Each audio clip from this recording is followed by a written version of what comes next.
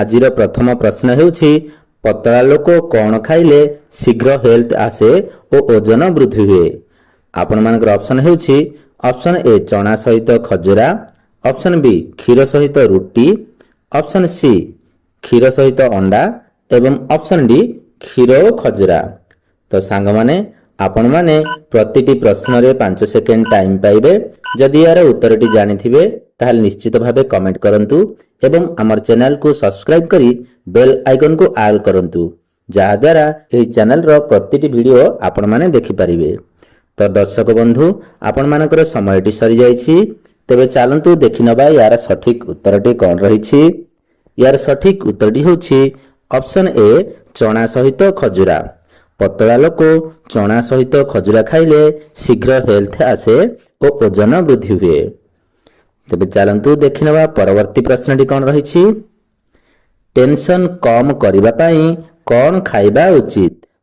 Option A ଲେମ୍ବୁ, option B ଆମ୍ବ, option C ସନ୍ତରା ଏବଂ ଅପସନ୍ ଡି ସପୁରୀ। ଆପଣମାନଙ୍କର ସମୟ ଆରମ୍ଭ ହେଉଛି ଏବେଠାରୁ।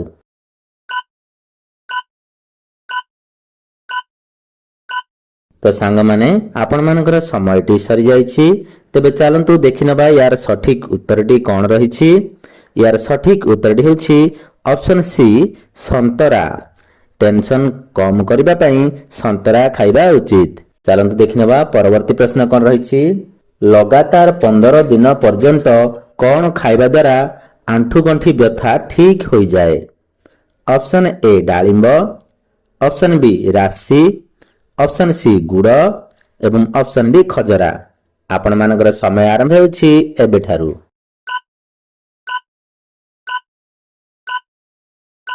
ଆପଣମାନଙ୍କର ସମୟଟି ସରିଯାଇଛି। ତେବେ ଚାଲନ୍ତୁ ଦେଖିନେବା ଏହାର ସଠିକ୍ ଉତ୍ତରଟି କ'ଣ ରହିଛି। ଏହାର ସଠିକ୍ ଉତ୍ତରଟି ହେଉଛି ଅପସନ୍ ଏ ଡାଳିମ୍ବ। ଲଗାତାର 15 ଦିନ ପର୍ଯ୍ୟନ୍ତ ଡାଳିମ୍ବ ଖାଇବା ଦ୍ୱାରା ଆଣ୍ଠୁଗଣ୍ଠି ବ୍ୟଥା ଠିକ୍ ହୋଇଯାଏ। ଚାଲନ୍ତୁ ଦେଖିନେବା ପରବର୍ତ୍ତୀ ପ୍ରଶ୍ନ କ'ଣ ରହିଛି। ଚର୍ମରେ କ'ଣ ଘଷିବା ଦ୍ୱାରା ଚର୍ମରେ ଥିବା କଳା ଦାଗ ଭଲ ହୋଇଥାଏ?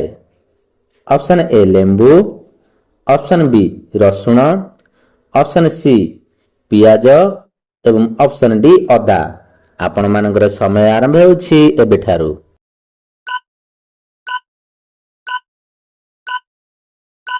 ଆପଣମାନଙ୍କର ସମୟଟି ସରିଯାଇଛି। ତେବେ ଚାଲନ୍ତୁ ଦେଖିନେବା ଏହାର ସଠିକ୍ ଉତ୍ତରଟି କ'ଣ ରହିଛି। ଏହାର ସଠିକ୍ ଉତ୍ତରଟି ହେଉଛି ଅପସନ୍ ସି ପିଆଜ। ଚର୍ମରେ ପିଆଜ ଘଷିବା ଦ୍ୱାରା ଚର୍ମରେ ଥିବା କଳା ଦାଗ ଭଲ ହୋଇଥାଏ। ତେବେ ଚାଲନ୍ତୁ ଦେଖିନେବା ପରବର୍ତ୍ତୀ ପ୍ରଶ୍ନ କ'ଣ ରହିଛି। ଭୋକ କମ୍ ଲାଗୁଥିଲେ କ'ଣ ଖାଇବା ଉଚିତ? ଅପସନ୍ ଏ ପିଜୁଳି କଳା ଲୁଣ, ଅପସନ୍ ବି ଆମ୍ବ ଲୁଣ, ଅପସନ୍ ସି କଦଳୀ ମହୁ ଏବଂ ଅପସନ୍ ଡି ଘିଅ ଖଜରା। ଆପଣମାନଙ୍କର ସମୟ ଆରମ୍ଭ ହେଉଛି ଏବେଠାରୁ।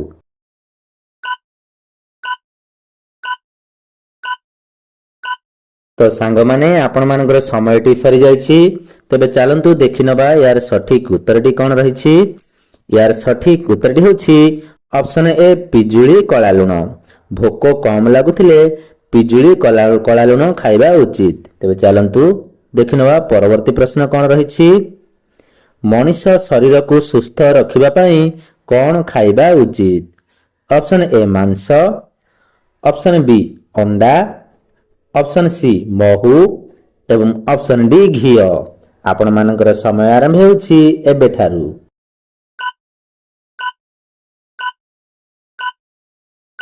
ଆପଣମାନଙ୍କର ସମୟଟି ସରିଯାଇଛି। ତେବେ ଚାଲନ୍ତୁ ଦେଖିନେବା ଏହାର ସଠିକ୍ ଉତ୍ତରଟି କ'ଣ ରହିଛି। ଏହାର ସଠିକ୍ ଉତ୍ତରଟି ହେଉଛି ଅପସନ୍ ସି ମହୁ। ମଣିଷ ଶରୀରକୁ ସୁସ୍ଥ ରଖିବା ପାଇଁ ପ୍ରତିଦିନ ଅଳ୍ପ ଅଳ୍ପ ମହୁ ଖାଇବା ଉଚିତ। ତେବେ ଚାଲନ୍ତୁ ଦେଖିନେବା ପରବର୍ତ୍ତୀ ପ୍ରଶ୍ନ କ'ଣ ରହିଛି। ଖାଦ୍ୟ ହଜମ ହେଉନଥିଲେ କେଉଁ ପତ୍ର ଖାଇବା ଉଚିତ? Option A Tulsi, option B ଧନିଆ, ଅପସନ୍ ସି ନିମ୍ବ ଏବଂ ଅପସନ୍ ଡି ଗଙ୍ଗଶିଉଳି। ଆପଣମାନଙ୍କର ସମୟ ଆରମ୍ଭ ହେଉଛି ଏବେଠାରୁ।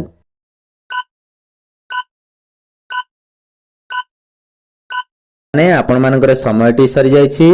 ତେବେ ଚାଲନ୍ତୁ ଦେଖିନେବା ଏହାର ସଠିକ୍ ଉତ୍ତରଟି କ'ଣ ରହିଛି। ଏହାର ସଠିକ୍ ଉତ୍ତରଟି ହେଉଛି ଅପସନ୍ ବି ଧନିଆ। ଖାଦ୍ୟ ହଜମ ହେଉନଥିଲେ ଧନିଆ ପତ୍ର ଖାଇବା ଉଚିତ। ତେବେ ଚାଲନ୍ତୁ ଦେଖିନେବା ପରବର୍ତ୍ତୀ ପ୍ରଶ୍ନ କ'ଣ ରହିଛି। 2ଟି କଦଳୀ ଖାଇଲେ କେଉଁ ଶକ୍ତିର ଲାଭ ହୋଇଥାଏ?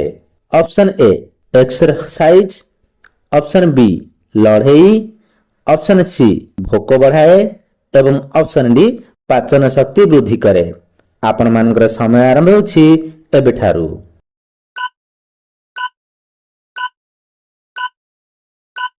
ଆପଣମାନଙ୍କର ସମୟଟି ସରିଯାଇଛି। ତେବେ ଚାଲନ୍ତୁ ଦେଖିନେବା ୟାର ସଠିକ ଉତ୍ତରଟି କ'ଣ ରହିଛି। ୟାର ସଠିକ ଉତ୍ତରଟି ହେଉଛି ଅପସନ୍ ଏ ଏକ୍ସରସାଇଜ।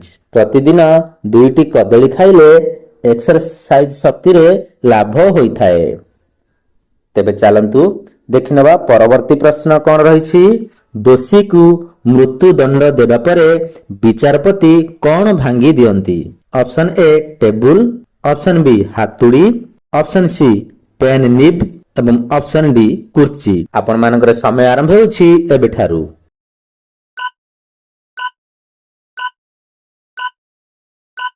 ଆପଣମାନଙ୍କର ସମୟଟି ସରିଯାଇଛି।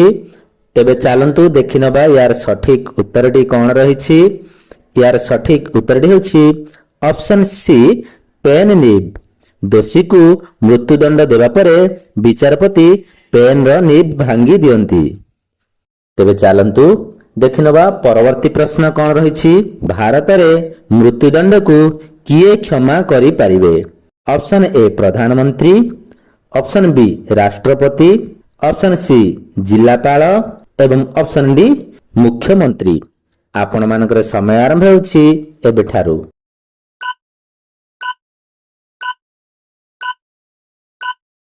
ଆପଣମାନଙ୍କର ସମୟଟି ସରିଯାଇଛି। ତେବେ ଚାଲନ୍ତୁ ଦେଖିନେବା ୟାର ସଠିକ ଉତ୍ତରଟି କ'ଣ ରହିଛି। ୟାର ସଠିକ ଉତ୍ତରଟି ହେଉଛି ଅପସନ୍ ବି ରାଷ୍ଟ୍ରପତି। ଭାରତରେ ମୃତ୍ୟୁଦଣ୍ଡକୁ ରାଷ୍ଟ୍ରପତି କ୍ଷମା କରିପାରିବେ। ଦେଖିନେବା ପରବର୍ତ୍ତୀ ପ୍ରଶ୍ନ କ'ଣ ରହିଛି। କେଉଁ ଜୀବ କେବେ ମରି ନଥାଏ, ସବୁବେଳେ ବଞ୍ଚି ରହିଥାଏ? Option A jellyfish, option B କଇଁଛ, ଅପସନ୍ ସି ଶାର୍କ ଏବଂ ଅପସନ୍ ଡି ଷ୍ଟାରଫିସ୍। ଆପଣମାନଙ୍କର ସମୟ ଆରମ୍ଭ ହେଉଛି ଏବେଠାରୁ।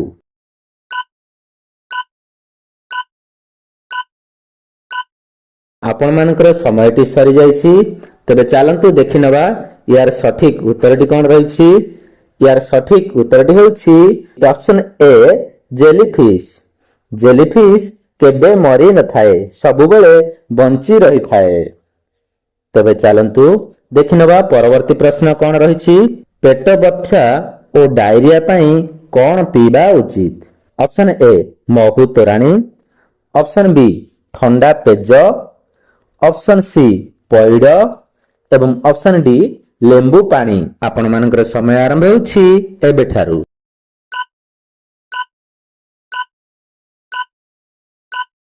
ଆପଣମାନଙ୍କର ସମୟଟି ସରିଯାଇଛି। ତେବେ ଚାଲନ୍ତୁ ଦେଖିନେବା ୟାର ସଠିକ ଉତ୍ତରଟି କ'ଣ ରହିଛି। ୟାର ସଠିକ ଉତ୍ତରଟି ହେଉଛି ଅପସନ୍ ବି ଥଣ୍ଡା ପେଜ। ପେଟ ବଥା ଓ ଡାଇରିଆ ପାଇଁ ଥଣ୍ଡା ପେଜ ପିଇବା ଉଚିତ। ତେବେ ଚାଲନ୍ତୁ ଦେଖିନେବା ଆଜିର ପରବର୍ତ୍ତୀ ପ୍ରଶ୍ନ।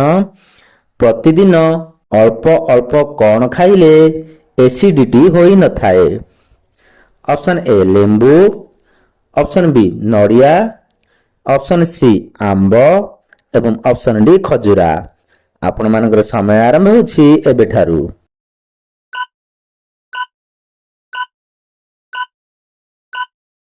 ଆପଣମାନଙ୍କର ସମୟଟି ସରିଯାଇଛି।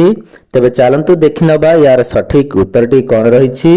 ୟାର ସଠିକ ଉତ୍ତରଟି ହେଉଛି ଅପସନ୍ ବି ନଡ଼ିଆ। ପ୍ରତିଦିନ ଅଳ୍ପ ଅଳ୍ପ ନଡ଼ିଆ ଖାଇଲେ ଏସିଡିଟି ହୋଇନଥାଏ। ତେବେ ଚାଲନ୍ତୁ ଦେଖିନେବା ପରବର୍ତ୍ତୀ ପ୍ରଶ୍ନ କ'ଣ ରହିଛି। କଲରା ପତ୍ର ରସ ସହିତ ଚିନି ମିଶାଇ ସେବନ କଲେ କେଉଁ ରୋଗ ନାଶ ହୁଏ? ଅପସନ୍ ଏ ହଇଜା, ଅପସନ୍ ବି କୃମି ରୋଗ, ଅପସନ୍ ସି ମ୍ୟାଲେରିଆ ଏବଂ ଅପସନ୍ ଡି କାଶ। ଆପଣମାନଙ୍କର ସମୟ ଆରମ୍ଭ ହେଉଛି ଏବେଠାରୁ।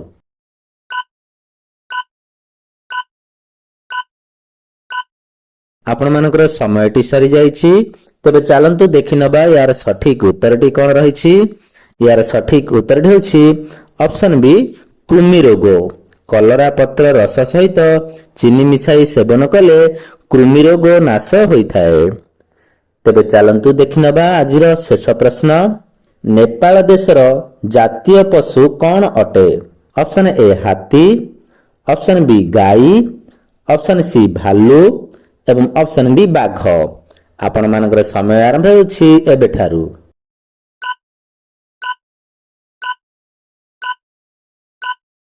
ଆପଣମାନଙ୍କର ସମୟଟି ସରିଯାଇଛି। ତେବେ ଚାଲନ୍ତୁ ଦେଖିନେବା ଏହାର ସଠିକ ଉତ୍ତରଟି କ'ଣ ରହିଛି। ଏହାର ସଠିକ ଉତ୍ତରଟି ହେଉଛି ଅପସନ୍ ବି ଗାଈ। ନେପାଳ ଦେଶର ଜାତୀୟ ପଶୁ ଗାଈ ଅଟେ। ଏହିପରି ଭିଡ଼ିଓ ଦେଖିବା ପାଇଁ ଆମର ଚ୍ୟାନେଲକୁ ସବସ୍କ୍ରାଇବ୍ କରି ବେଲ୍ ଆଇକନକୁ ଅଲ୍ କରନ୍ତୁ, ଯାହାଦ୍ୱାରା ଏହି ଚ୍ୟାନେଲର ପ୍ରତିଟି ଭିଡ଼ିଓ ଆପଣମାନେ ଦେଖିପାରିବେ।